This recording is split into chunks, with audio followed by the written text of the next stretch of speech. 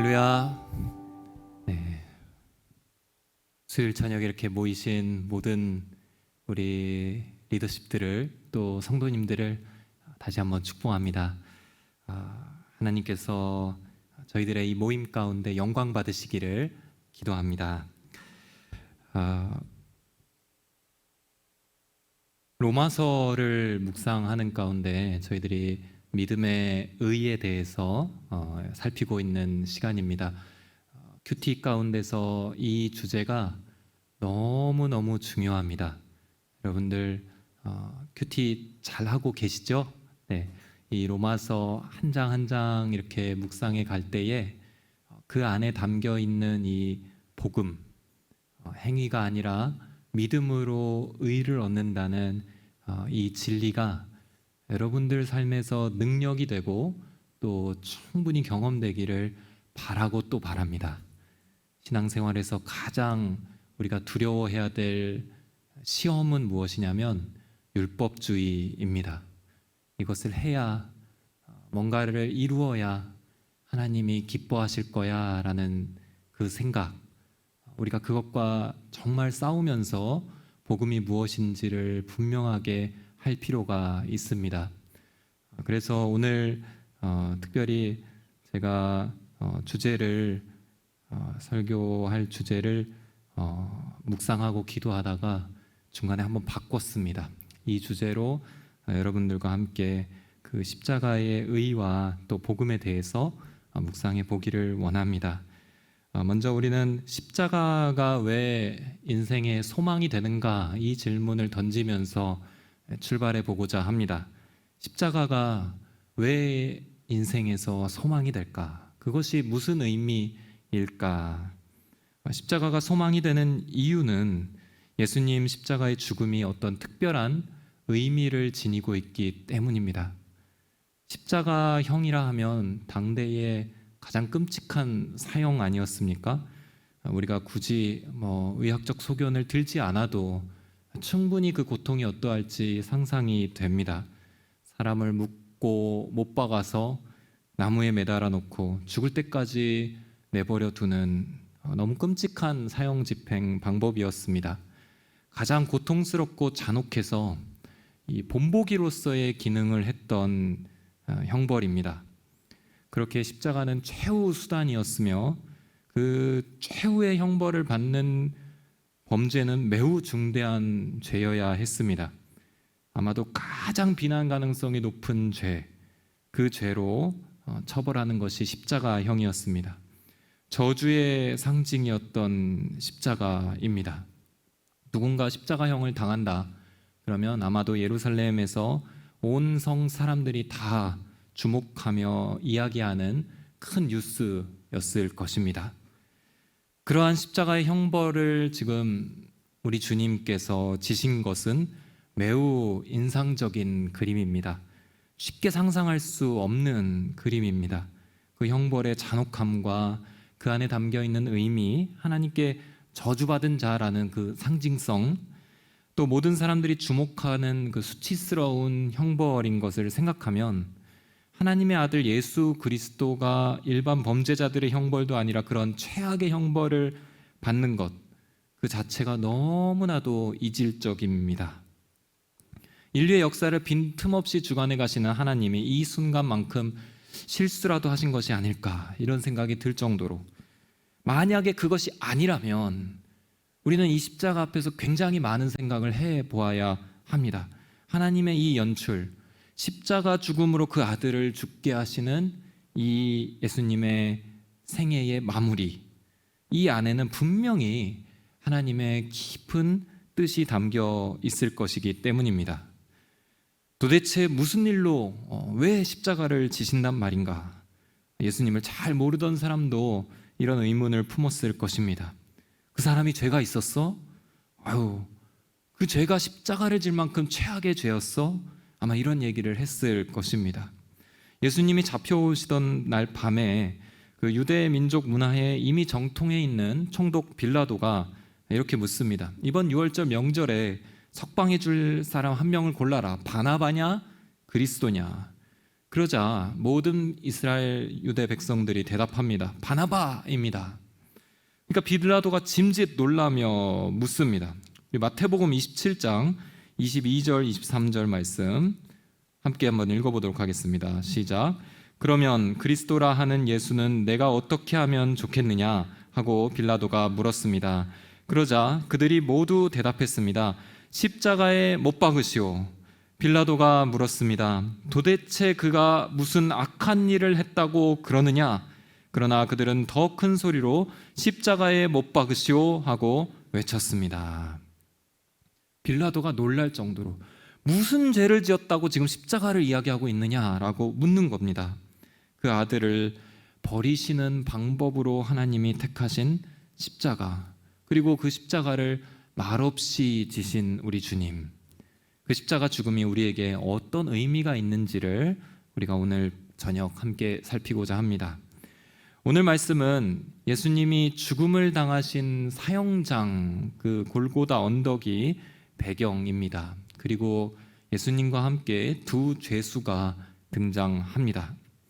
예수님이 죽으시던 날 우리 주님 외에 두 명의 죄수들이 함께 끌려가 십자가형을 받습니다. 우리가 예수님을 다룬 그 영화를 보거나 이렇게 드라마를 보면 흔하게 발견할 수 있는 게 십자가가 항상 세 개잖아요. 가운데 예수님이 계시고 오른편 왼편에 다른 두 죄수가 함께 십자가형을 받습니다. 이 두 사람의 죄악이 무엇이었을까? 성경은 구체적으로 이야기하지는 않습니다. 다만 아주 끔찍한 범죄인 것은 우리가 충분히 추정할 수 있습니다. 그들 스스로도 이런 대사가 오늘 있죠. 우리는 저지른 짓에 대한 마땅한 형벌을 받는 것이지만 마땅한 형벌이다, 이렇게 이야기할 정도로 마태복음과 마가복음에서는 단순한 죄수가 아니라 강도라고 표현되는 아무도 굉장한 중범죄자들이었을 것입니다. 이 처벌로 인해서 지나가는 사람들이 아유, 저 죄는 진짜 짓지 말아야지, 저렇게 살아서는 안 되겠다라는 교훈이 그저 시청각 자료로 느껴질 정도로 끔찍한 범죄를 저지른 자들입니다. 예수님까지 총 3명이 이 십자가형을 당하는 상황, 이때에 이 두 강도와 가운데 있는 예수님이 무슨 대화를 나누셨던 것 같습니다. 이것이 굉장히 흥미롭죠. 어떤 말이 오갔을까요? 이 두 강도와 가운데 예수님이 뭔가 대화를 하신 겁니다. 그러나 별로 좋은 대화는 아니었던 것 같아요. 예수님을 모욕하고 조롱하는 말을 했다. 마태복음에서는 이 장면을 이렇게 묘사합니다. 마태복음 27장에 제가 한번 읽어드리겠습니다. 대제사장들과 율법학자들과 장로들도 마찬가지로 예수를 조롱하며 말했습니다. 남을 구원한다더니 정작 자기 자신을 구원하지 못하는군. 그가 이스라엘의 왕이니 어디 한번 십자가에서 내려와 보라지. 그러면 우리가 그를 믿어주겠다. 그가 하나님을 믿는다고 하니 하나님께서 정말 원하신다면 지금이라도 그를 당장 구원하시겠지. 자기 스스로 나는 하나님의 아들이다 라고 말했었다. 예수와 함께 십자가에 못 박힌 강도들도 마찬가지로 예수를 모욕했습니다. 지금 대제사장들과 율법학자들과 장로들이 네가 왕이니 한번 자기 자신을 구원해 보라지 하면서 조롱하고 모욕합니다. 그리고 함께 못 박힌 강도들도 마찬가지로 예수를 모욕합니다. 누가복음에서는 이 장면이 앞부분에 그려질 때 로마 군인들까지 함께 나오죠. 유대 지도자들, 로마 군인들, 그리고 십자가에 달린 죄수 중에 한 명이 예수님께 조롱과 모욕을 던집니다. 우리가 주님께서 달리신 이 십자가의 그 현장의 분위기를 상상해 볼 필요가 있습니다. 굉장히 슬프고 엄숙하고 애도를 하고 있고, 영화 같은 데 보면 좀 연출을 하기 위해서, 왜냐하면 그 대사가 들려야 될 거 아니에요. 뭐 요한이나 마리아나 같이 따라가던 그들의 어떤 대사나 흐느낌이 있어야 되니까 나머지 소리를 좀 죽인 것 같은 느낌이 있지만, 사실 이 현장은 그런 엄숙하고 슬픔에 담긴 약간 조용한 분위기가 아닐 겁니다. 굉장히 어둑해져 있고 또 어지럽고 소란스럽고 인간이 보여줄 수 있는 최악의 모습, 그중에 집단적인 광기가 가득한 현장이었습니다. 곳곳에서 수많은 욕설과 조롱과 비웃음 소리가 들려오며 그것에 동조하고 있는 군중들이 함께 떠들썩하게 웃고 있는, 차마 그 모욕을 견디기가 어려운 우리 주님의 마지막이 아마 그러했을 것입니다. 근데 이 아주 정말 참혹하고 처참한 이 시간에 광기 어린 군중 속에서 누가가 굉장히 이질적인 한 장면을 포착했습니다.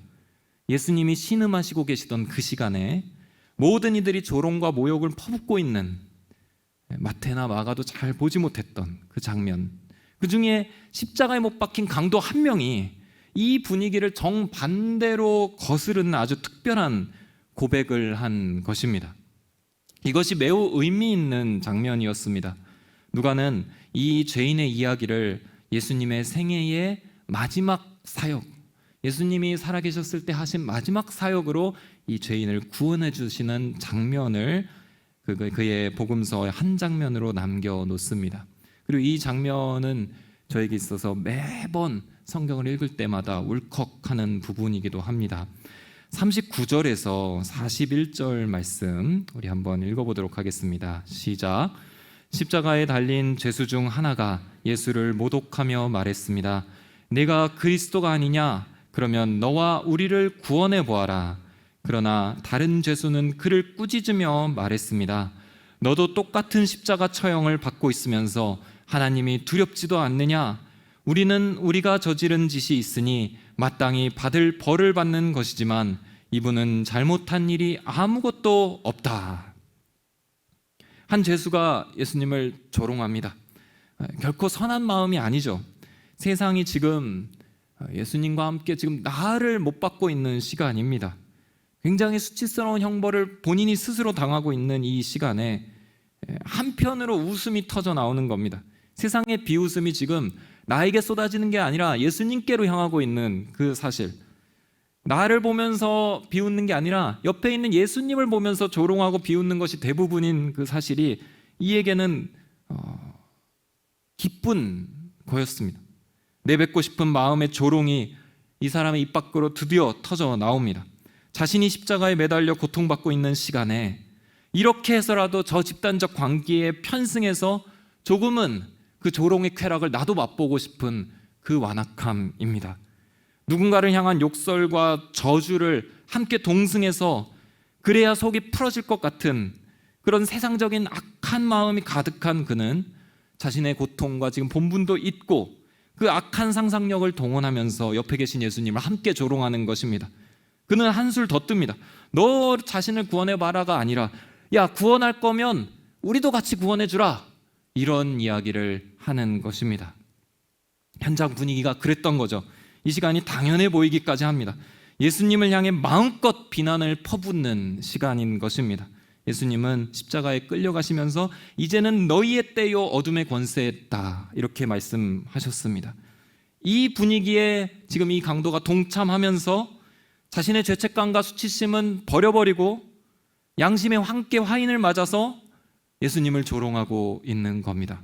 자기의 죄를 보고 싶지 않은 마음, 또 하나님 앞에 서게 될 그 심판 때마저 잊어버리는, 그것을 부인하고 거절하는 마음이었습니다.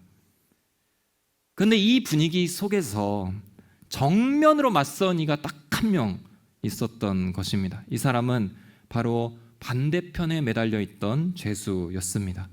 그가 말합니다. 두 가지를 말하는데요. 너는 똑같은 십자가형을 받으면서도 하나님이 두렵지 않느냐?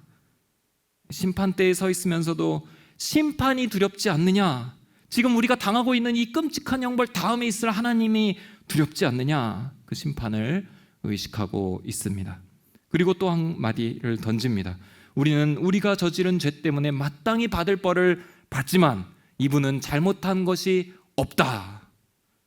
예수님을 향해서 예수님의 생애와 예수님의 정체에 대해서 진실한 고백을 하고 있는 것입니다. 정말 하고 싶은 마음의 고백을 지금 세상이 아닌 주님께 드리는, 주님을 바라보면서 주님을 향해서 그 고백을 드리고 있는 것입니다. 진실한 마음을 담아서 주님을 고백하는 것, 그것이 세상에 누구의 눈치도 볼 거 없이 하나님 앞에 서서 주님은 그런 분이십니다 라고 고백하는 거예요. 이게 여러분 회개입니다. 심판을 두려워하고 주님을 고백하고 있습니다. 지금 내 자신의 잘못과 부족함을 시인하고 주님을 바라보며 긍휼을 구하는 것입니다. 진정한 구원의 길로 지금 이 옆자리에 있는 한 강도가 들어갈 준비를 하고 있습니다. 이 마음이 한 번 더 발전돼서 그분께 한 걸음 더 나아감으로 고백됩니다. 우리 42절과 43절 말씀 같이 함께 읽어보도록 하겠습니다. 시작.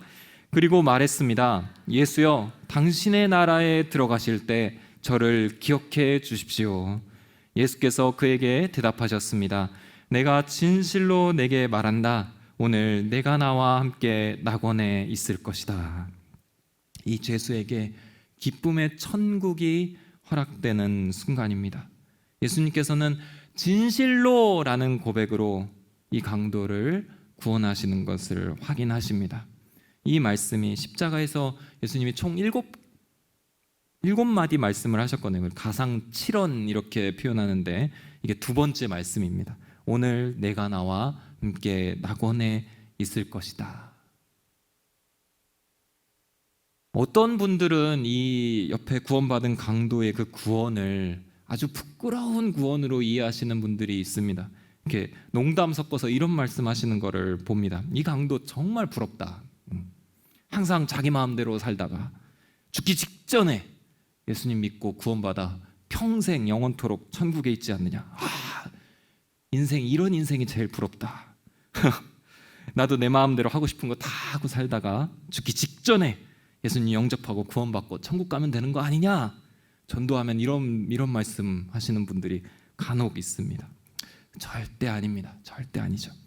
이 구원은 예수님의 십자가 구원의 본질을 보여주는 장면입니다. 아주 극적으로 보여주는 장면입니다. 부끄러운 구원이 아니라 구원은 은혜의 구원이라는 사실을 아주 강렬한 에피소드를 통해서 보여주는 장면입니다.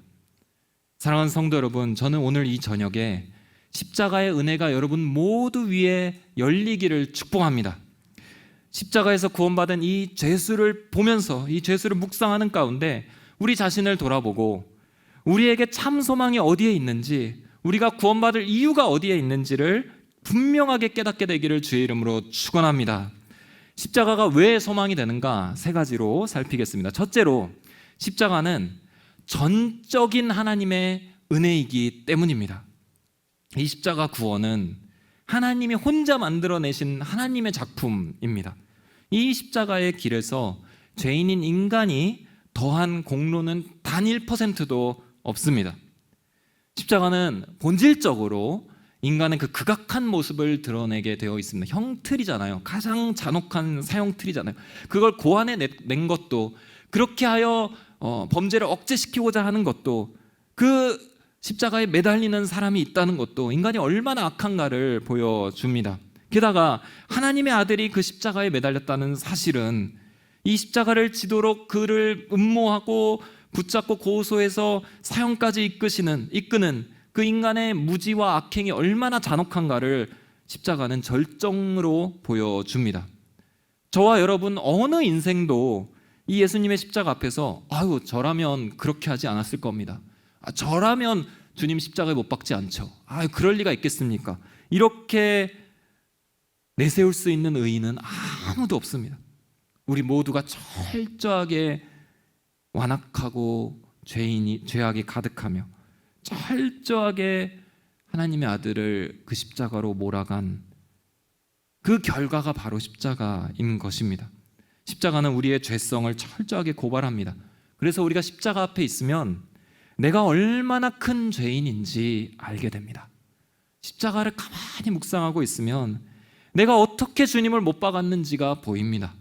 그리고 용서받고 은혜받고 구원받고 하나님의 자녀가 되었음에도 여전히 주님을 십자가에 못 박고 있는 내 자신이 발견됩니다. 아주 환하게 드러납니다. 십자가는 우리가 얼마나 완악한 죄인인지를 여실히 보여주는 분명한 증거입니다. 그런데 동시에 십자가는 그 완악함을 오래 참으시는 하나님의 사랑을 아주 밝히 보여주는 그런 양면성이 있습니다. 우리의 죄가 보여지는데 그 죄악을 참으신 주님이 또 보이는 것입니다. 지금 모두가 예수님 곁을 떠나 있습니다. 제자들도 다 도망갔고 베드로는 3번이나 부인했고 모두 도망친 가운데 예수님 홀로 십자가 가운데 계십니다. 예수님이 기도만 하면 12군단도 더 되는 하늘의 천사들을 불러 싸우실 수 있었던 그런 하나님의 아들이 이것을 묵묵히 지고 걸어가십니다.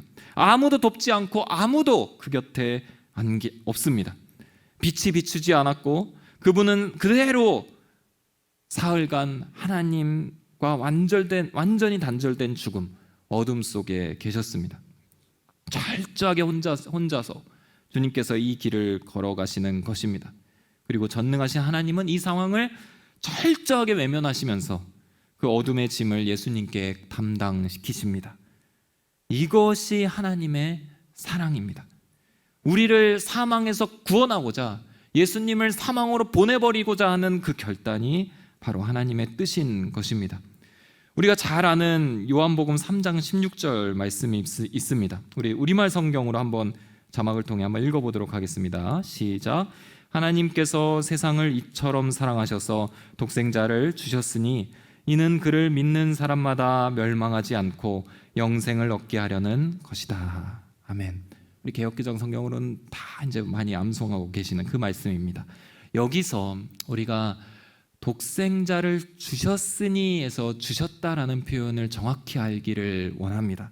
이 표현은 그냥 건네주는 친구야 잠깐 거기 지우개 좀 줄래? 여기 있어 하고 이렇게 딱 주는 그런 표현이 아닙니다. 이 표현은 어떤 표현이냐? 마치 쓰레기를 던져버리듯이 필요 없고 정말 갖기 싫은 것을 그냥 팍 던져버리듯이 내어 던져버리는 것을 뜻하는 단어입니다. 철저하게 던지고 외면하시는 하나님의 모습을 담아내고 있는 단어가 이 주셨으니입니다. 독생자를 주셨으니. 이 주셨으니가 십자가 죽음을 의미합니다. 그분의 하나뿐인 아들을 그렇게 잔혹한 십자가 형틀에 그 죽음 앞에 던져버리고 뒤도 돌아보지 않는 3일간 그 모든 것을 침묵하시는 하나님의 결정, 그것이 하나님이 세상을 이처럼 사랑하사의 뜻입니다. 이 사랑에는 하나님의 오롯이 의지적인 결단만이 담겨 있습니다. 예수님의 철저한 오래 참으심과 그분 홀로 걸어가신 순종이 있을 뿐입니다. 성령님께서 홀로 주관하시는 복음의 역사만이 그 장면에 있을 뿐입니다. 인간에게는 어떤 공로나 어떤 지분이 전혀 없는 복음서 십자가의 장면은 그것을 명확하게 드러내며 또 강조하면서 우리에게 보여줍니다. 그것은 우리의 공로가 아니라 전적인 하나님의 결단이요, 의지요, 은혜요, 선물이었다는 것을 복음서는 말합니다. 사도 바울이 이를 이렇게 표현합니다. 에베소서 2장 8절 말씀 함께 우리 자막을 통해 읽어보도록 하겠습니다. 시작. 여러분은 은혜로 인해 믿음으로 구원받았습니다. 이것은 여러분에게서 나온 것이 아니요 하나님의 선물입니다. 여러분에게서 나온 것이 아니요 하나님의 선물입니다. 그렇기 때문에 십자가가 소망이 되는 것입니다. 우리에게 요구되는 어떤 면이 있었다면 그 어떤 면을 충족하지 못한 자에게는 십자가 은혜는 절대로 도달할 수 없는 높은 문턱이었고 그 조건을 충족한 누군가에게는 엄청난 자랑과 교만거리였을 것입니다. 그러나 이 십자가에는 그런 의미가 전혀 없습니다. 절대로 그렇지 않습니다. 처음부터 하나님께서 계획하시고 친히 진행하시며 우리에게 주신 완성된 은혜의 선물입니다. 우리가 내세울 것이 없기 때문에 선물이며 감사히 받는 것입니다. 오롯이 선하신 하나님의 사랑에 의해 만들어진 그분의 역사이기 때문에 우리가 십자가를 보면서 소망을 품을 수 있는 것입니다. 사랑하는 성도 여러분, 예수님 옆에 있는 이 강도를 보십시오. 무엇인가 잘해서 받은 구원이 아닙니다. 그리고 그렇다고 하여 우리는 좀 더 그보단 잘할 수 있어. 야, 이 강도는 부끄러운 구원이구나. 이렇게 치부할 것도 아닙니다. 이 장면은 극악무도한 강도가 십자가형을 받으며 구원받는 이 장면은 하나님의 은혜가 얼마나 크며 하나님의 십자가의 구원에 얼마나 조건이 없는지를 보여주는 장면인 것입니다. 예수님을 믿는 우리들은 이 십자가 소망 안으로 들어온 자들입니다. 사랑하는 여러분, 여러분들 안에 인생의 풍파 때문에 이 소망이 사그라지지 않게 하십시오. 이 소망이 꺼지지 않게 하십시오. 특히 상황이 어려울 때에, 어두운 밤길을 걷는 것 같을 때에, 버림받는 것처럼 느껴질 때에, 마치 하나님은 나에게 뭔가를 요구하시는 것 같은데 그것이 없으면 내가 버려진 자처럼, 사랑을 받지 못하는 자처럼 느껴지는 그 시간에 이 값없이 주시는 은혜의 십자가 앞에 나오십시오. 가만히 앉아서 십자가에서 주시는 은혜와 소망이 무엇인지를 보십시오. 십자가에서 주시는 하나님의 값없는 은혜를 풍성히 누리시는 저와 여러분들 되시기를 주 이름으로 축원합니다. 둘째로, 이 십자가는 믿는 자들 모두에게 열려있기 때문에 소망이 됩니다.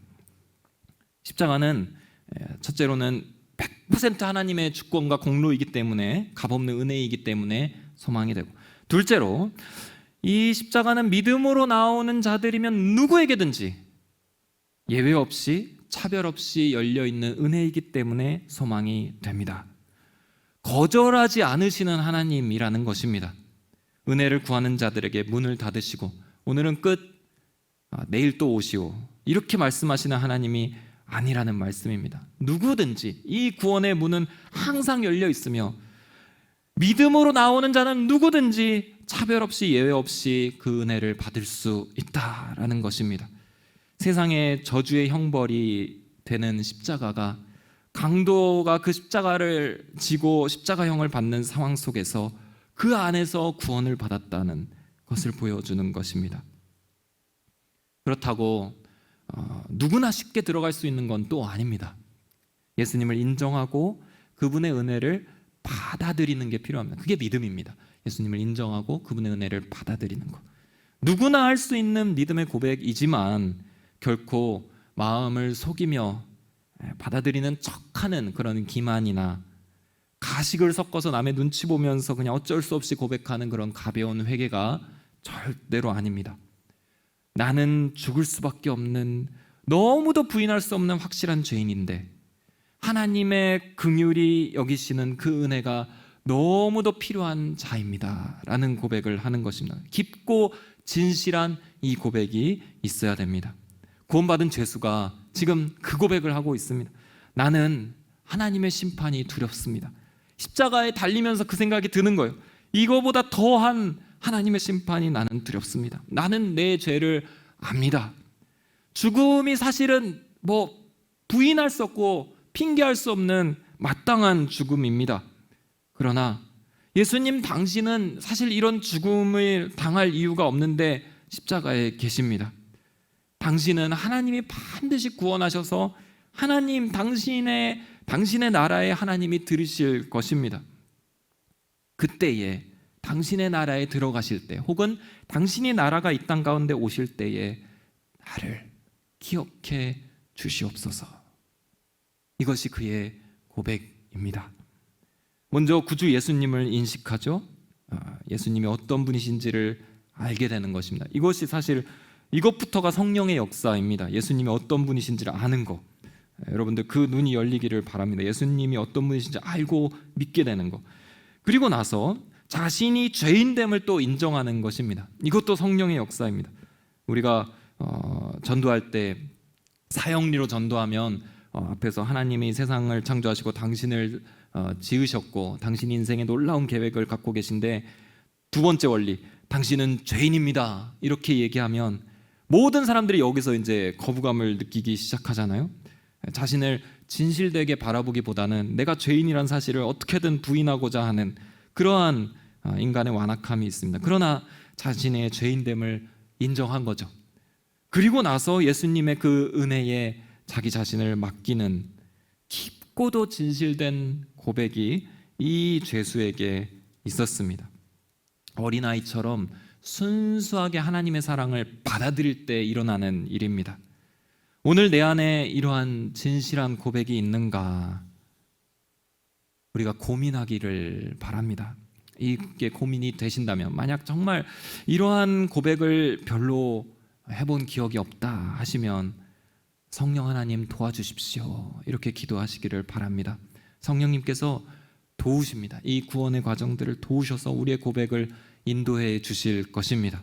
모든 구원의 여정은 성령님께서 열어주셔야 가능한 일입니다. 우리의 힘으로 들어가는 믿음의 의가 아닙니다.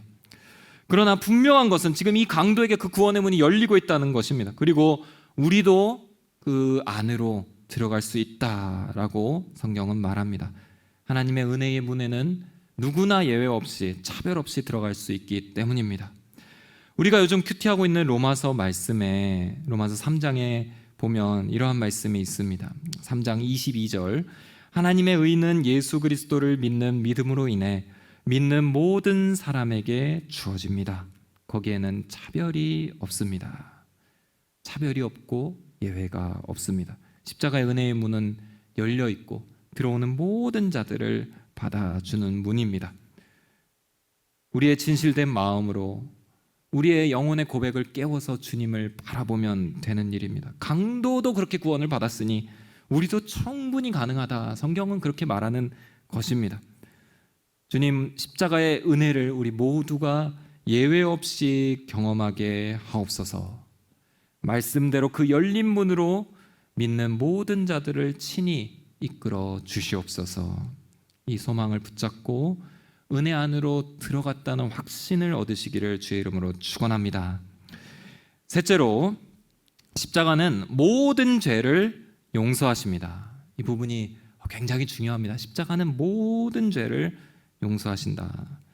이 십자가는 인간의 완악함과 하나님의 사랑을 양면으로 다 보여줍니다. 그리고 더 나아가서 하나님이 얼마나 큰 용서를 우리에게 베푸시는가를 보여줍니다. 그 용서의 스케일이 나오는데 이 용서는 무한한 용서입니다. 이 전적인 용서를 신뢰해야 우리 마음에 참된 회복의 은혜가 임합니다. 내가 십자가 앞에서 모든 죄를 사함 받았구나, 이것을 알아야 됩니다. 어떤 분들은 과거의 죄만 사함 받은 걸로 착각하고 사십니다. 미래에 내가 죄인이, 내가 죄를 질지 안 질지를 모르는데, 그 죄를 용서하실지 아닐지는 더더욱 모르는데 내가 과연 구원받는 거 맞나, 앞으로 불안해서 어떻게 사나, 빨리 데려가시지, 이런 고민하시는 분 본 적이 있습니다. 하지만 이 십자가는 그렇게 과거만 혹은 어느 일부분만 구원하는 십자가가 아닙니다. 그건 구약의 제사나 그렇게 하죠. 그러나 이 십자가는 다릅니다. 오늘 말씀에 예수님의 기도가 나오는데요, 앞부분에 십자가에 못 박히시고 하시는 기도 33절 34절 말씀 함께 읽도록 하겠습니다. 시작. 해골이라고 하는 곳에 이르자 그들은 예수를 십자가에 못 박고 두 죄수도 하나는 그 오른쪽에 하나는 그 왼쪽에 못 박았습니다. 예수께서 말씀하셨습니다. 아버지, 저들을 용서해 주소서. 저들은 자기들이 하고 있는 일을 알지 못합니다. 그때 군인들은 제비를 뽑아 예수의 옷을 나눠 가졌습니다. 아멘.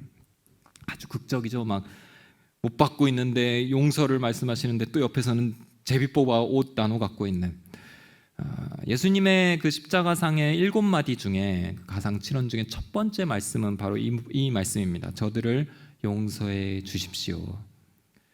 이는 하나님은 절대로 용서하실 마음이 없는데 예수님이 나서서 하나님의 마음을 바꾸면서 용서를 간청하고 있는 그런 그림이 아닙니다. 이 대사는 예수님 마음에 있는 하나님, 삼위일체 하나님의 그 마음이 토로된 것입니다. 하나님께서는 우리를 용서하시기로 작정하셨습니다. 우리의 죄를 사하시기로 작정하셨습니다. 그 아들을 버리시기로 작정하셨습니다. 그리고 못 박는 그 과정을 겪고 있습니다. 예수님은 지금 그 하나님의 마음을 품고 있는 것이죠. 자신에 대해서 지금 어떠한 일이 벌어지고 있습니까? 폭력과 배신과 모욕과 그 육신의 아픔이 극에 달하며 그 배반의 상처가 지금 마음을 찢고 있는 그런 상황 가운데서도, 그런 어려움이 겹겹이 쌓여있는 가운데서도 예수님의 고백은 그걸 뚫고 나오는, 아버지, 저들을 용서해 주십시오. 이 하나님의 마음이 뚫고 나오며 고백하는 것입니다. 강렬한 마음이었기 때문에, 하나님의 품은 아주 강렬한 마음이었기 때문에 십자가에 못 박는 자들에게 향해서도 용서를 기도하고 있는 예수님을 보게 됩니다. 하나님께서는 십자가를 통하여 우리의 모든 죄를 용서해 주시기로 작정하셨습니다. 이사야서 38장 17절에 히스기야의 고백인데요, 제가 읽어드립니다. 보십시오, 제가 그런 고통을 당한 것은 분명히 제게는 유익이었습니다. 주께서는 주의 사랑으로 멸망의 구덩이에서 제 생명을 지키셨습니다.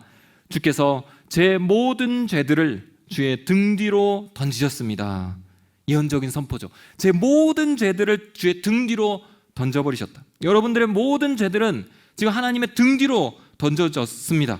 십자가에서 이미 주님은 그렇게 하기로 결단하셨습니다. 모든 죄입니다. 로마서 3장 25절, 우리가 큐티한 말씀인데요, 한번 읽어드리겠습니다. 하나님께서는 이 예수를 속죄 제물로 내어주셨습니다. 버리셨다는 표현이 여기서도 나오죠. 의롭게 되는 것은 예수의 피를 믿음으로써 이루어집니다. 이는 하나님께서 오래 참으시는 가운데 과거에 지은 죄를 간과하심으로 그분의 의를 나타내시기 위함입니다. 그 죄를 간과하시겠다라는 이 표현, 작은 마음의 죄까지도 정확히 짚으시면서 따지시며 공의로 심판하시는 주님이 지금 간과라는 표현을 쓰고 계십니다.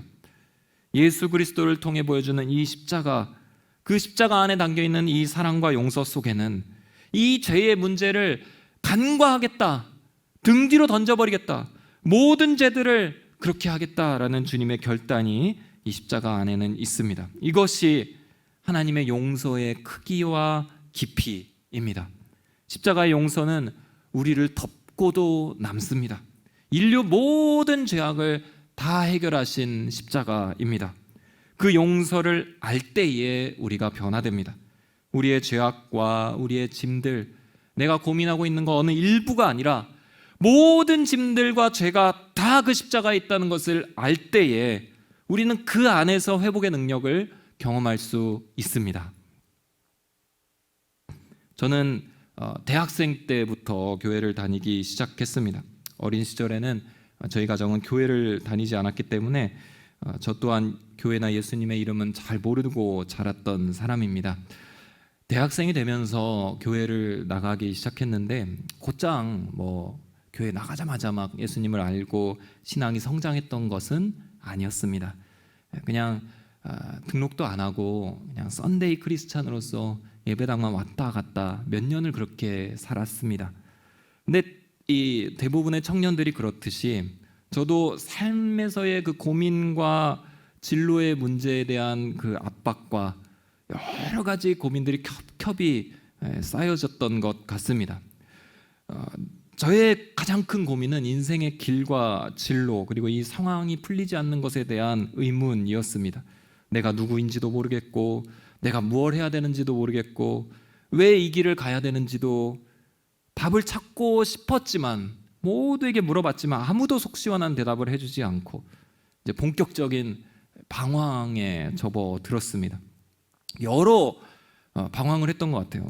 이렇게 봉사활동도 해보고, 단체도 같이 해보고, 여러 다른 분야를 막 공부해보고, 막 여러 군데를 다 했는데 어디에서도 이 20대 청년의 그 불안과 허물을 해결해주지 못했습니다. 마치 인생에서 낙오자가 된 것 같은 불안감이 찾아왔고, 길고 깊은 우울과 허무의 시간이 저를 덮쳐왔습니다. 무엇을 해도 기쁘지 않았고, 어떤 것을 해도 의미를 찾을 수 없고, 왜 사는지 목적도 의미도 전혀 모른 채 밤이 되면 그저 영혼의 방황을 했을 뿐입니다. 그 즈음에 제가 기억이 나는 장면이 하나 있는데, 한 선배가 저에게 와서 이렇게 말하는 것입니다. 걱정이 돼서, 무슨 일 있니? 너를 보면 얼굴에서 검은 기운이 뿜어져 나온다. 이렇게. 네, 무슨 일 날 것 같다. 사람이 이게 큰일 날 것 같은 그런 얼굴들 있잖아요. 그 얼굴을 제가 하고 오랜 시간 있었던 것입니다. 가장 제 인생에서 깊고 어두웠던 시간이었습니다. 뭔가 헤어나오려고 작정하고 마음을 먹어도 계속 절망과 어둠 속으로 파고들고 파고들어가는 밤을 보내기가 제일 무섭고 어려웠습니다. 그럴 때 어느 날이었는데 교회에 가서 예배를 드리게 되었습니다.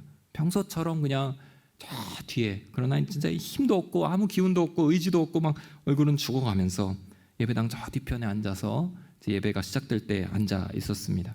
찬양이 시작되고 예배가 시작되는데 찬양이 몇 초 흐르지 않아서 갑자기 제 앞에 처음으로 그 십자가 장면이 펼쳐지는 것이었습니다. 예수님께서 골고다 언덕에 십자가를 지고 올라가시는 장면이 제 앞에서 환상처럼 딱 지나가는데, 우리가 흔히 보는 그런 장면 있잖아요. 영화 같은 데서 이렇게 골고다 언덕을 지고 올라가신 예수님의 실루엣, 제가 이거 누가 이렇게 아주 귀하게 만들어 주신 작품인데요. 이런 장면 있잖아요. 예수님이 십자가를 지고 이렇게 올라가시는 이 장면이 제 눈앞에서 펼쳐졌습니다. 그리고 동시에 제가 그토록 고민하고 답을 찾으며 해결해 보고자 했던 저의 안에 있는 모든 짐과 내면의 문제와 삶의 모든 그 아픔들이 다 저 십자가 위에 있구나라는 것을 깨닫게 되었습니다. 모든 것, 그 존재의 의미와 깊은 고뇌와 죄악으로 인한 그 허무함과 깊은 어둠들 모두가 그 십자가 위에 있다는 것을 그 순간 한 번에 깨닫게 되었습니다. 하나도 빠짐없이 나의 모든 짐이 그 십자가 위에 다 놓여 있고 예수님이 2000년 전에 그 십자가를 지고 올라가심으로 다 해결하셨구나라는 것을 깨달을 때에 제게 눈물이 터져 나왔습니다. 이거였구나. 그날 얼마나 울었는지 모릅니다. 뒤에서 그냥 막 꺽꺽거리면서 청년이 울고 있으니까 이게 무슨 일인가 하고, 도대체 무슨 사연이 있는 청년이길래 하면서 뒤에서 이렇게 휴지를 이렇게 권사님 한 분이 주시는 기억이 날 정도였습니다. 십자가의 은혜로 내가 구원받은 하나님의 자녀구나라는 것을 확신했던 그 시간에 제 영혼이 완전히 뒤바뀌어지는 걸 느꼈습니다. 사실 상황은 그대로 갔습니다. 뭐 좋아지지 않았습니다. 은혜를 받아서 잘 풀릴 줄 알았는데 그건 또 별개더라고요. 어려운 상황은 여전했고 그 뒤로도 계속 풀리지는 않았습니다. 그런데 십자가로 제 마음이 비춰지던 그 시간에, 그 십자가를 처음 보며 깨달았던 그 시간에 제 인생의 가장 큰 기쁨이 찾아왔고, 그 기쁨은 지금까지 제 기반이 되어 있습니다. 사랑하는 성도 여러분, 우리 찬송가 151장을 보면요, 만왕의 왕 내 주께서라는 찬송이 있습니다. 제가 1절 가사 한번 읽어드릴게요. 만왕의 왕 내 주께서 왜 고초당했나, 이 벌레 같은 날 위에 그 보혈 흘렸네. 십자가 내가 처음 볼 때에 나의 마음에 큰 고통 사라져. 오늘 믿고서 내 눈 밝았네. 참 내 기쁨 영원하도다. 우리가 오늘 이 시간에 이 십자가를 바라보기를 원합니다. 십자가에 참 소망이 있습니다. 바꿔서 얘기하면 십자가가 있기 때문에 우리는 어떤 상황에서도 절망하지 않을 수 있습니다. 이 소망은 어떠한 그림자보다, 어떠한 죽음의 문제보다, 어떠한 상황보다 더 강렬하고 더 분명한 하나님의 증거이기 때문입니다. 우리 앞에 이 십자가가 있습니다. 내가 져야 하는 십자가 죄짐 주님께서 지고 계십니다. 나를 사랑하사 자기 자신을 버리신 예수님이 십자가 위에서 우리를 구원하고 계십니다. 십자가 구원은 전적인 하나님의 은혜요 선물이기 때문에 소망입니다. 십자가는 믿는 모든 자들에게 예외 없이 차별 없이 은혜를 주시기 때문에 소망이 됩니다. 십자가는 우리의 모든 죄를 용서하시기 때문에 소망입니다. 이 십자가에 참된 치유와 회복이 있습니다. 오늘 혹시 삶 가운데 정말 막 풀어지지 않는 문제, 내가 답을 찾고자 했지만 답이 보이지 않아서 나를 짓누르고 있는 그런 상황, 정말 내 영혼에 기쁨이 없어서 얼굴에 어두운 그림자가 드리워진 지 오래되신 그런 분들이 만약 이 자리에 계시다면 오늘 주의 십자가 앞으로 초청합니다. 우리 이 찬송가 가사를 한번 묵상하시면서 함께 부르시면서 우리 함께 기도하기를 원합니다. 만왕양 내 주께서 함께 찬양하겠습니다.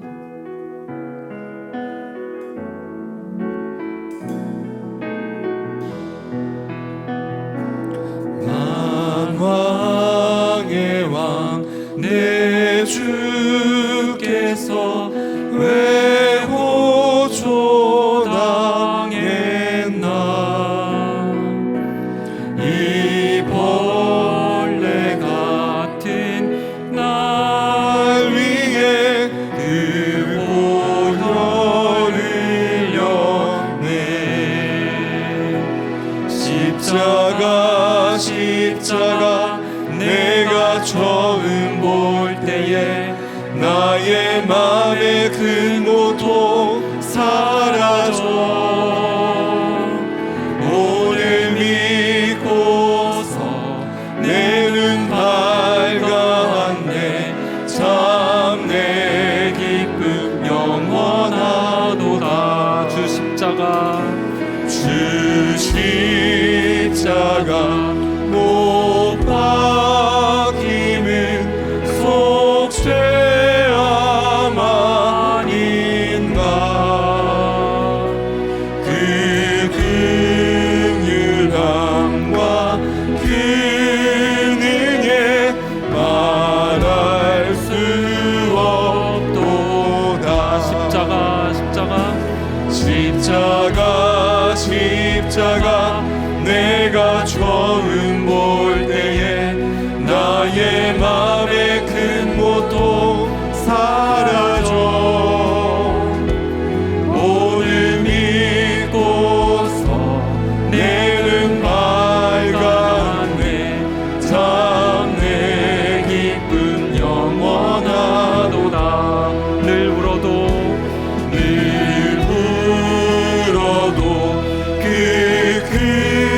은혜 다 갚을 수 없네. 나 주님께 몸 바쳐서 주의 일 있으리. 십자가 내가 처음 볼 때에 나의 맘의 큰 고통 사라져. 오늘 믿고서 내 눈 밝았네. 참 내 기쁨 영원하도다. 십자가 내가 처음 볼 때에 나의 맘의 큰 고통 사라져. 아멘. 오늘 믿고서 내 눈 밝았네. 참 내 기쁨 영원하도다. 우리 이 시간에 함께 기도하실 때 십자가에 선 우리의 믿음을 위해서 이 시간 기도하기를 원합니다. 살아계신 하나님 아버지, 이 십자가에 나타난 소망이, 주님께서 보여주시는 이 사랑이 하나님 나의 것이 되게 하여 주시옵소서. 우리는 연약하고 우리는 너무도 깨지기 쉬워서 인생의 풍파가 두렵고 그 파도가 닥쳐올 때마다 절망하며 넘어지고 신음하고 불평하고 원망합니다. 믿음의 갈피를 잡지 못하여 헤매고 신앙이 길을 잃는 것이 너무도 쉽고 신앙이 유리막처럼 부셔져 버리는 수없이 그 연약함을 경험하는 저희들입니다. 그러나 주님, 이 십자가에 있는 단단한 소망을 오늘 내가 붙잡기를 소망합니다. 내 믿음 위에 역사하실 주님의 강한 능력을 확신하며 붙들기를 소망합니다. 십자가는 전적인 은혜이기 때문에 우리가 내세울 어떠한 공로나 조건도 없음을 인하여 감사합니다. 십자가는 믿는 모든 자들을 구원하시는 하나님의 능력이기 때문에 나의 작은 믿음에도 응답해 주실 주님을 신뢰합니다. 십자가는 나의 모든 죄를 용서하시겠다는 결단이오니 우리의 죄악이 우리를 둘러싸고 정죄할 때에도 주님께서는 기꺼이 용서를 베푸실 것을 확신합니다. 주님, 이 흔들리지 않는 믿음 안으로 우리를 인도하여 주시옵소서. 십자가 소망을 붙잡고 서 있는 믿음이게 하여 주시옵소서. 인생의 풍파를 넘어서며 십자가에 붙들린 그 소망의 신앙을, 십자가에서 내 눈이 밝고 참 내 기쁨 영원하도다 고백하는 이 찬송이 우리의 영혼의 온전한 고백이 될 수 있도록 주님, 우리의 믿음을 붙들어 주시옵소서. 성령님 믿음 위에 함께하여 주시옵소서. 우리 주님의 이름 크게 한번 부르짖고 우리의 믿음을 위해서 기도하도록 하겠습니다. 주여, 살아계신 하나님 아버지, 이 십자가 앞으로 주님 우리가 나아갑니다. 이 십자가에 모든 진리가 있고 사랑이 있으며 소망이 있고 답이 있음을 고백합니다. 이 십자가가 나의 생명이며 이 십자가가 나의 소망임을 고백합니다. 아버지 하나님, 연약한 내 자신을 보지 않고 십자가 위에 있는 단단한 주님의 사랑을 붙들게 하여 주시옵소서. 하나님, 인생의 풍파가 너무도 두렵고 인생의 그 파도가 너무도 두렵습니다. 아버지, 내일 닥쳐올 그 인생의 위기가 너무도 두렵고 아버지 하나님, 우리 위에 닥쳐올 아버지 그 신앙의 위기가 너무도 두렵습니다. 언제나 불안하고 두려운 인생, 연약하고 부족한 인생을 우리가 살아갑니다. 그러나 하나님, 우리 안에 있는 이 십자가를 붙잡는 한 우리가 안전하고 견고할 것을 신뢰합니다. 아버지 하나님께서 베푸신 이 십자가의 은혜는 아버지 모든 자들을 향하여 예외 없이 그 공로를 요구하지 않으며 무조건적으로 모든 죄를 용서하시겠다는 하나님의 결단임을 아버지 내가 기억합니다. 아버지 하나님, 그 십자가 앞에 섰을 때 하나님, 오늘을 살아갈 힘이 회복되며 하나님, 과거의 상처를 넘어설 수 있는 힘이 회복되며 아버지 하나님, 미래를 향해 나아갈 수 있는 소망이 회복됨을 고백합니다. 주님, 이곳에 고개 숙여 기도하고 주님의 이름을 부르는 모든 주의 백성들 위해 아버지 하나님, 성령의 능력을 붙잡아 주시옵소서. 성령의 능력으로 십자가를 붙드는 믿음을 허락하여 주시옵소서. 아버지 하나님, 견고한 신앙을 세우시고 아버지 하나님, 거룩하고 단단한 구원의 확신을 더하셔서 우리가 어디에 있든지 주님의 십자가 붙잡고 승리할 수 있는 자가 되게 하여 주시옵소서. 주님께서는 이미 모든 것을 이루시고 우리에게 초청장을 주셨사오니 우리의 문 앞에는 이미 완성된 주님의 선물이 도착해 있사오니 하나님, 마음의 문을 열고 그 선물을 받아들이게 하여 주시옵소서. 우리가 그 믿음 안에서 단단하고 견고하며 낙심하지 않고 담대히 나아갈 수 있도록 주여 역사하여 주시옵소서. 과거에 얽매여 신음하고 있는 자들이 있다면 이 시간 주의 십자가의 능력으로 온전히 회복될지어다. 오늘 현재의 불안함에 떨며 두려움 속에 갇혀있는 영혼들이 있다면 이 시간 십자가의 소망으로 온전히 회복될지어다. 미래에 대한 확신이 없어서 불안과 두려움으로 기도하고 있는 백성들이 있다면 이 시간 십자가의 능력과 소망으로 온전히 회복될지어다. 주님, 이 십자가의 능력이 있고 십자가가 소망이 되며 십자가가 우리의 생명임을 고백하오니 주님, 십자가를 붙잡고 주의 이름을 부르는 모든 자들에게 주님, 그 옆에 강도를 구원하셨듯이 그 놀라운 은총을 우리 위에 부어 주시옵소서. 성령님 함께하여 주시옵소서. 우리 시간 다시 한번 기도하실 때 우리 이 십자가의 소망으로 이 땅과 우리의 가정과 교회를 위해 중보하며 가기를 원합니다. 오늘 여기 계신 모든 분들을 이 시간 거룩한 주님의 중보자로 초청합니다. 아버지 하나님, 우리의 기도 위에 임재하여 주시옵소서. 십자가 위에 서서 십자가의 은총으로 세상을 축복할 때에, 우리의 가정을 축복할 때에, 우리의 교회를 중보할 때에 하나님, 모든 어두움들이 떠나가고 모든 묶여있던 견고한 진들이 무너지며 하나님, 죄악의 사슬들이 끊어지고 성령의 바람이 불어오는 거룩한 부흥의 역사가 있게 하여 주시옵소서. 우리의 가정 가운데 믿음의 역사가 있게 하여 주시고 우리의 이 나라와 이 땅 가운데 하나님의 거룩한 성령의 새롭게 하시는 은혜가 있게 하여 주시고 아버지 하나님, 교회의 회개의 바람과 하나님 거룩한 부흥의 물결이 일어나게 하여 주시옵소서. 십자가의 능력으로 새롭게 하여 주시옵소서. 십자가의 소망을 붙잡고 기도하는 자들의 이 기도를 주님 응답하여 주시옵소서. 우리 주님 이름 크게 한번 부르짖고 간절한 마음으로 세상과 우리 가정과 교회를 축복하며 기도하겠습니다. 주여,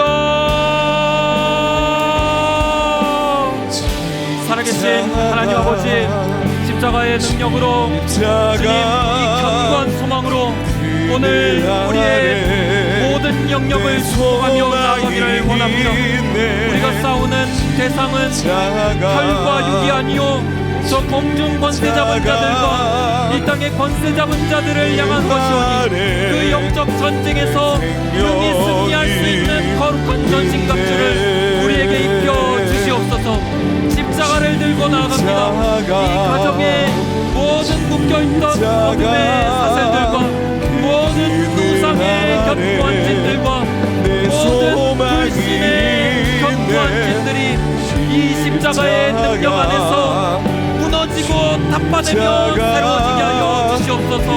아버지 하나님, 십자가를 들고 세상 가운데 섭니다. 아버지 하나님, 모든 죄악과 우상과 하나님 우리의 교만과 하나님 모든 바벨탑들이 주님 십자가의 능력으로 무너지게 하여 주시옵소서. 오직 하나님만을 붙잡고 주님의 진리를 선포하며 주의 생명을 붙잡고 기도하는 자들마다 아버지 하나님의 놀라운 은혜로 새롭게 되는 역사가 이 땅 곳곳에서 일어나게 하여 주시옵소서. 주님 대한민국 땅을 새롭게 하시옵소서. 주님 대한민국의 모든 영역을 새롭게 하여 주시옵소서. 주님께서 주권자가 되시며 주님께서 통치자가 되어 주시옵소서. 아버지 하나님, 우리의 믿음을 새롭게 하셔서 이 땅의 교회들이 다시 한번 일어나게 하여 주시옵소서. 하나님, 부흥의 물결이 일어나게 하여 주시고 그리스도의 계절이 일어나게 하여 주시고 성령의 불길이 일어나게 하여 주시고 하나님, 성령의 부흥의 바람이 불게 하여 주시옵소서. 우상들을 무너뜨릴 수 있는 힘이 교회에서 선언되게 하여 주시고 그 복음의 십자가의 능력이 교회를 새롭게 하여 주시고 하나님, 이 땅이 온전히 새로워지는 거룩한 능력이 교회로부터 흘러나가게 하여 주시옵소서. 하나님, 거룩한 손을 들어 기도하는 모든 영역에서 예수 그리스도의 이름과 그 십자가의 소망이 펼쳐지게 하여 주시옵소서. 사망의 모든 어둠의 권세는 이 시간 십자가의 소망과 능력의 주 예수 그리스도의 이름 앞에 온전히 떠나갈지어다. 십자가의 능력 외에 그 거룩한 예수 그리스도의 이름으로 이 시간 모든 죄악의 사슬들이 꺾어질지어다. 아버지 하나님, 함께하여 주시고 주님의 놀라운 능력으로 임재하여 주시옵소서. 함께하여 주시옵소서.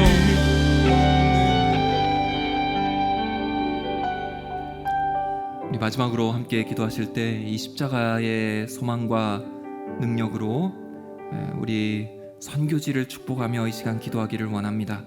하나님, 땅 끝에 십자가를 들고 가 계신 선교사님과 선교지들이 있습니다. 아버지 하나님, 그들을 세상은 연약하다 하고 어리석다 하며 아무 능력 없는 것처럼 조롱하지만 이 십자가의 복음 위에 세상을 뒤흔들고도 남을 하나님의 능력이 있는 줄을 믿습니다.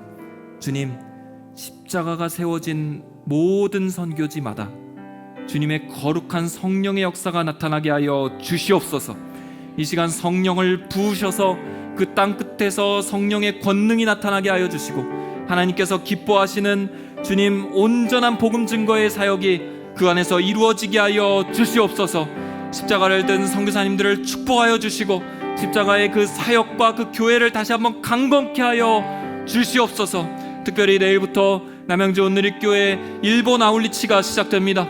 아버지 하나님, 그 모든 팀원들을 붙잡아 주시고 그들이 밟고 있고 사역하는 곳곳마다 십자가의 복음이 증거되게 하여 주시고 십자가의 능력이 나타나게 하여 주시고 십자가의 생명이 세상의 소망으로 보여지게 하여 주시옵소서. 모든 팀의 여정과 또 그곳에 있는 우리 이영석 선교사님을 지켜주셔서 하나님, 십자가의 온전한 능력이 나타날 수 있도록 주여 함께하여 주시옵소서.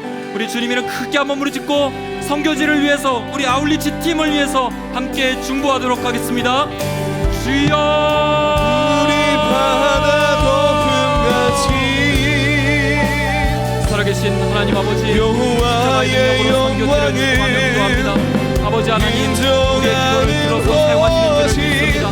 우리가 기도할 때에 하나님 어둠의 권세가 떠나가고 아버지 그 땅에 십자가의 빛이 임하며 성령의 능력이 위로부터 폭포수 같이 부어지는 인하여 아버지 하나님 감사를 드립니다. 이 시간 우리의 기도를 최대한 확장합니다. 아버지 하나님 땅끝까지 확장합니다. 아버지 하나님, 우리의 기도가 하나님 그 땅끝에 아버지 응답이 되어서 그곳에 성령의 은혜가 폭포수처럼 부어지는 역사가 이 시간 이루어질 것을 상상하며 기도합니다. 주님, 십자가를 어리석다 하는 모든 어둠의 권세들이 주님 십자가의 능력 앞에서 무너지게 하여 주시옵소서. 어둠 속에 신음하고 있는 모든 백성들이 십자가 안에서 소망을 발견하며 구원의 빛을 보게 하여 주시옵소서. 예수 그리스도의 능력 안에서 새로워지며 하나님의 그 십자가의 복음으로 새로워지며 하나님 그 믿지 않는 영혼들을 능히 구원하소서. 지옥에서 하나님의 영원한 생명으로 이끄시는 그 하나님의 역사가 아버지 나타나게 하여 주시옵소서. 주님, 십자가를 붙으시옵소서. 십자가를 붙으시옵소서. 십자가로 치유하여 주시옵소서. 주님이 이곳 땅에도 하나님 함께하여 주시고 우리 아울리치 팀에도 함께하여 주시고 아버지의 능력으로 건립하셔서 십자가의 소망을 붙잡고 승리하는 모든 자들이 되게 하여 주시옵소서. 주님, 지켜보아여 주시옵소서. 모든 상황 가운데서 주님 동행하여 주시고 아버지 하나님 우리 선교사님을 붙잡으셔서 감동하게 하여 주시고 아버지 하나님 모든 여정과 사역들이 주님의 십자가의 보호 속에서 이루어질 수 있도록 그 소망을 증거하는 자들이 될 수 있도록 주님 새로운 능력으로 함께하여 주시옵소서. 오직 주님만을 의지합니다. 하나님 함께하여 주시옵소서. 함께하여 주시옵소서.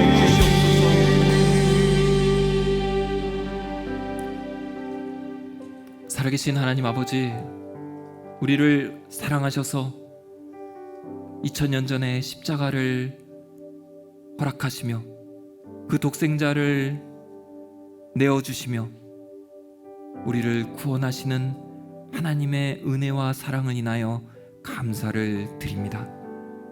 늘 울어도 갚을 길이 없고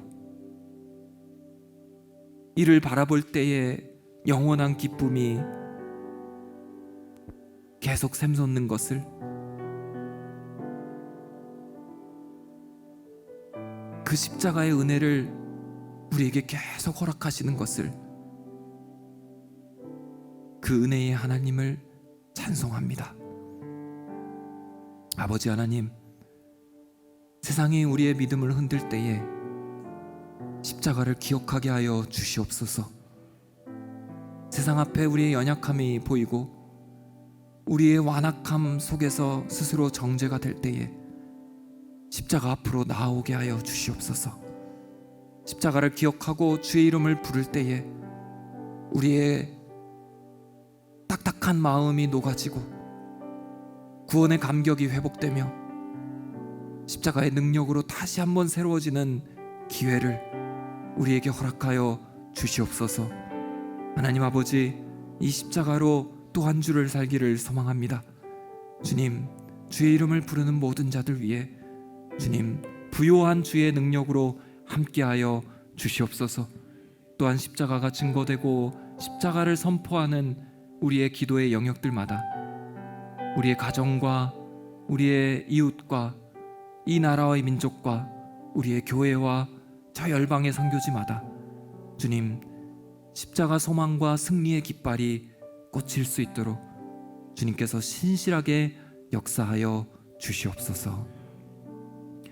이제는 우리 주 예수 그리스도의 은혜와 하나님 아버지의 독생자를 주신 사랑하심과 성령 하나님의 십자가로 인도하시는 교통하심이, 십자가 위에서 소망을 얻고 십자가 소망을 세상 가운데 증거하며 살아가기로 결단하는 이곳에 고개 숙인 모든 주의 백성들 머리 위에 우리의 기도와 우리의 모든 선교의 제목들 위에, 선교사님과 선교지 위에 내일 아울리치를 떠나는 우리 일본 팀 위에 이제로부터 영원토록 함께하옵시기를 간절히 축원하옵나이다. 아멘.